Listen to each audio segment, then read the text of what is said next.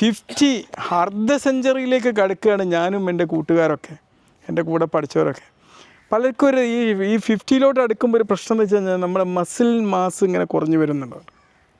നമുക്ക് എന്ത് ഒരു ഹാർഡ് വർക്ക് ചെയ്യണമെങ്കിൽ എന്ത് ജോലി ചെയ്യണമെങ്കിൽ നമുക്ക് വ്യക്തമായിട്ടൊരു മസിൽ മാസ് വേണം.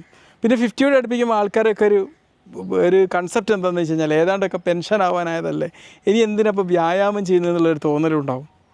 നോ നോ നോ, അങ്ങനെ ചെയ്ത് കഴിഞ്ഞാൽ നിങ്ങൾക്ക് 50 ഉള്ളത് 2 വർഷം കൊണ്ട് സെഞ്ചുറി അങ്ങ് അടിക്കാൻ പറ്റും. അപ്പോൾ നമ്മൾ എന്താണ് ഈ ഒരു 50 പ്രായത്തോടനുബന്ധിച്ച ആൾക്കാർ ആരോഗ്യമേഖലയിൽ ശ്രദ്ധിക്കേണ്ട കാര്യങ്ങൾ എന്തൊക്കെയാണ് എന്നുള്ളത് നമ്മളൊന്ന് അറിയാം. 50 കഴിഞ്ഞ ആൾക്കാർ എന്താ ചെയ്യേണ്ടതെന്ന് പറഞ്ഞാൽ നമ്മളെ ബോഡി വെച്ച് തന്നെ ചെയ്യാവുന്ന ഒരുപാട് എക്സസൈസുകൾ ചെയ്യാമെന്നുള്ളതാണ്. അപ്പോൾ നമുക്കിത് ഇങ്ങനെ, പിന്നെ നമുക്ക് വേണമെങ്കിൽ പ്ലാങ്ക് പൊസിഷനിൽ, പിന്നെ നമുക്ക് വേണമെങ്കിൽ എന്ത് ചെയ്യാം, ഒരു പുഷപ്പ് ഇങ്ങനെ ഇവിടെ ഇങ്ങനെ നിർത്തിയിട്ട് ഇങ്ങനെ ചെയ്യുന്ന രീതിയിലുള്ള പുഷപ്പ്, അങ്ങനെയൊക്കെ ചെയ്തിട്ട് നമുക്ക് ഓരോരോ എക്സസൈസുകൾ ചെയ്ത് തുടങ്ങാമെന്നുള്ളതാണ്.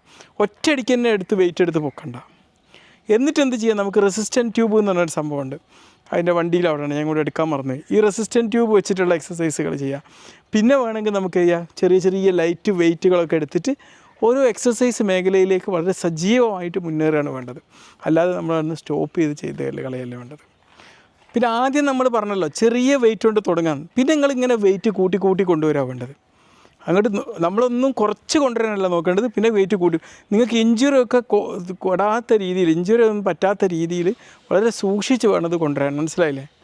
50 അടുക്കുമ്പോൾ നമ്മൾ ശ്രദ്ധിക്കേണ്ട ഒരു കാര്യം എന്താണ്, നമ്മുടെ ഭക്ഷണത്തിൽ ഒരുപാട് പ്രോട്ടീൻ ഉൾപ്പെടുത്താൻ വേണ്ടി പ്രത്യേകം ശ്രദ്ധിക്കണം. കാരണം ഈ പ്രോട്ടീൻ ഉണ്ടെങ്കിൽ നമ്മുടെ മസിൽ സ്ട്രെങ്തൻ ചെയ്യാനും അതിന് നമുക്ക് ആ മസിൽ എന്തെങ്കിലും റിപ്പയറിങ് നടത്താനൊക്കെ സാധ്യമാവുള്ളൂ. അപ്പോൾ പ്രോട്ടീൻ എത്തിയിട്ടില്ലെങ്കിൽ നമ്മളെന്താവും, നമ്മുടെ ശരീരത്തിൻ്റെ ഇലാസ്റ്റിസിറ്റി ഒക്കെ കുറഞ്ഞ് നമുക്കൊരുപാട് പെട്ടെന്ന് നമ്മൾ വാർദ്ധക്യത്തിലേക്ക് അങ്ങ് നീങ്ങുന്നൊരു സാഹചര്യം ഉണ്ടാവും.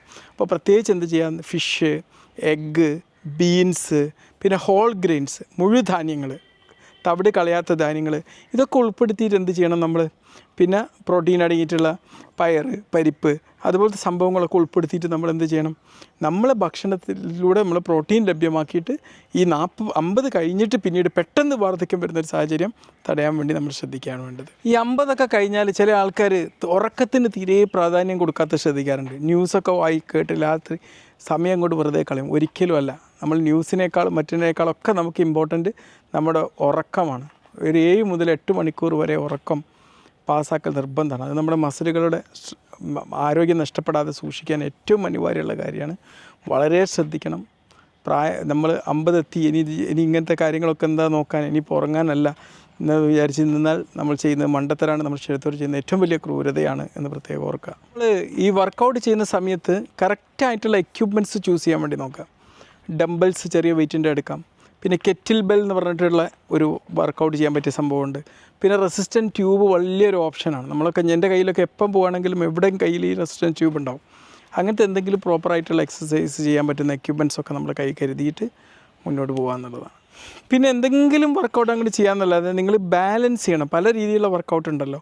ഇപ്പം ഞാൻ പറഞ്ഞല്ലോ, സ്ട്രെങ്ത് ട്രെയിനിങ് വർക്കൗട്ടിൻ്റെ കൂടെ തന്നെ നമുക്ക് വേണമെങ്കിൽ എന്ത് ചെയ്യുക, കാർഡിയോ വർക്കൗട്ടുകൾ, മറ്റ് ബാലൻസ് ചെയ്യുന്ന വർക്കൗട്ടുകൾ, ഇതൊക്കെ ചെയ്തിട്ട് നമുക്ക് ശരീരത്തിന് പ്രോപ്പറായ രീതിയിൽ വേണ്ട രീതിയിൽ നമ്മൾ എന്ത് ചെയ്യണം, ഈ വർക്കൗട്ട്സിൻ്റെ ചെയ്യേണ്ട സംഭവങ്ങളെല്ലാം കൂടിയും ഒന്ന് അതിനനുസരിച്ച് ചെയ്യാമെന്നുള്ളത്. ഒരു വർക്കൗട്ട് തന്നെ അങ്ങോട്ട് ചെയ്ത് നിൽക്കരുത്. ചിലർ വെറും കൈക്ക് മാത്രം ചെയ്തുകൊണ്ടിരിക്കും, ചിലർ കാലിന് ചെയ്യാതെ മറ്റേ മാത്രം ചെയ്തുകൊണ്ടിരിക്കും. അങ്ങനെ ഒരു സാഹചര്യം അല്ലാതെ ഇതെല്ലാം കൂടി ബാലൻസ് ചെയ്യുന്നൊരു സാഹചര്യം ഉണ്ടാവുക എന്നുള്ളതാണ്. തീർച്ചയായിട്ടും പ്രായം കൂടി വരിക എന്നുള്ളത് നമ്മുടെ ഫിറ്റ്നസ് മേഖലയിൽ നിന്ന് പിന്തിരിയുക എന്നുള്ള പെൻഷൻ ആവുക എന്നൊരർത്ഥവുമില്ല. ജീവിതത്തിൽ ഇന്ന് തൊട്ടെടുക്കുന്ന ഓരോ തീരുമാനത്തിന് പോലും ഇനി അങ്ങോട്ട് നിങ്ങൾക്ക് ഈ ഒരു പ്രായം ഇനിയും കൂടി വരികയാണല്ലോ, ആ കൂടി വരുമ്പോൾ ആരോഗ്യ പ്രശ്നങ്ങളെ തടയാൻ സാധ്യമാവും എന്നുള്ളത് പ്രത്യേകം ഓർക്കുക. Okay, be healthy.